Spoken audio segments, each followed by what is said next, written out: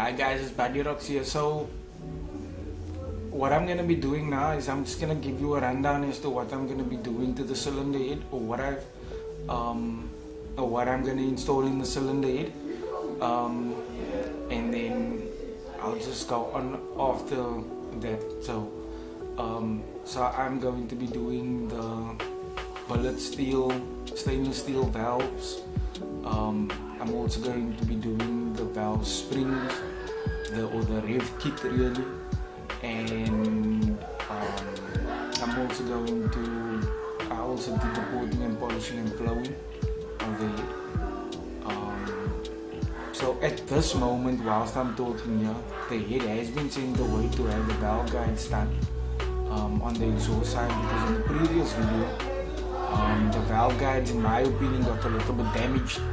So that's what I did. I sent it away and things like that. So I'm just gonna show you quickly a couple of like the valve springs and the valve guides. Not the guides, but at least the valve springs and the valves, and my take on it, and my honest opinion on everything. So this is the valve for the intake, and according to the manufacturer, these are made out of billet stainless steel. And another thing what really also upsets me is the fact that you could have at least provided the what you call it, the locks, you know, like, I mean, you could have supplied that with, because like it don't make sense you giving me billet steel valves, containers. So you could have at least must now made the locks must now to fit in the grooves must now for the inner whole pack, you know. So that's the intake. Alright, that's the intake for that. And then if I look at the standard intake, valve, let me show you. I'm going to compare it side by side.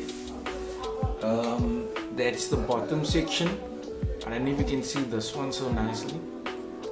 That's what it looks like, and this is what the valve look like side by side. So if I put it there, you can see that there is a big difference in height as well. And in the high performance applications, you would always sometimes see that in certain applications, certain motors, that the valve is actually a little bit longer than the stock valves.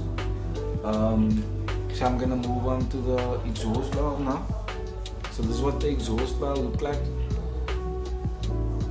Like I said, I don't know if you can see the finish on it, but I'm not really happy with this type of finish that is on this valve really. I can say the same thing from the manufacturer, because I could have bought the exhaust valves on its own, because this head only really needed exhaust valves, because the intake valve standard out of the factory comes out with steel valves in the intake, so on the intake side, so you don't need other valves really, you know. And like I can say also the same thing with the locks and stuff like that. They could have provided that also in the kit, you know what I mean? Like, I mean, it's a kit, man. Like, how can you provide a kit with something missing, man? It don't make sense, but anyway. So that is that. It's the exhaust valve, and then this is the exhaust spring. This is the double valve spring, which is recommended and needed for higher horsepower applications, going beyond around about 450 horsepower to 500 horsepower. Between that range of horsepower, you're going to have to want to seek a valve train setup. So you're going to have to go for double valve springs. If you think that you don't need those valve springs, it's fine. You don't have to. Just one day maybe you're gonna find something wrong, and then you're gonna, I needed to change valve springs. And then if I could compare the two, this is the stock one, the stock exhaust spring, and then this is the double valve spring, the aftermarket valve spring. So this one does look a little bit beefier, but it does look, it is a bit shorter. It is a bit shorter. So there isn't like really a set thing of up and down or anything like that. So I'm pretty sure you can probably put this in whichever way, as long as it's not to the side. Obviously must be like that now when you put it in. Yes, and another upside of it is the fact that the rev limiter you can increase, which these valve springs is rated to achieve approximately about between 8,000 to 9,000 RPM. That's according to the supplier. And yeah, so look, I'm not really happy about the supplier, right? I'm not gonna say who it is, but this is a South African based company, right? Which I am really not happy about. The finish, the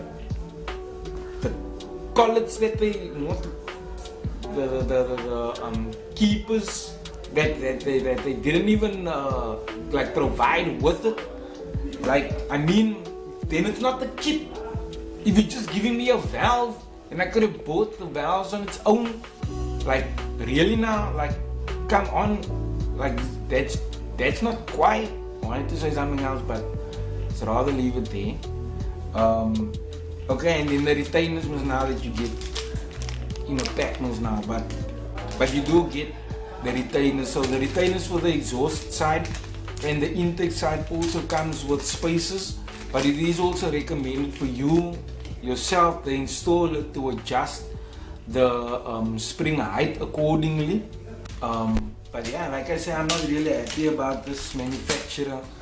They like, but anyway, let's rather leave it there.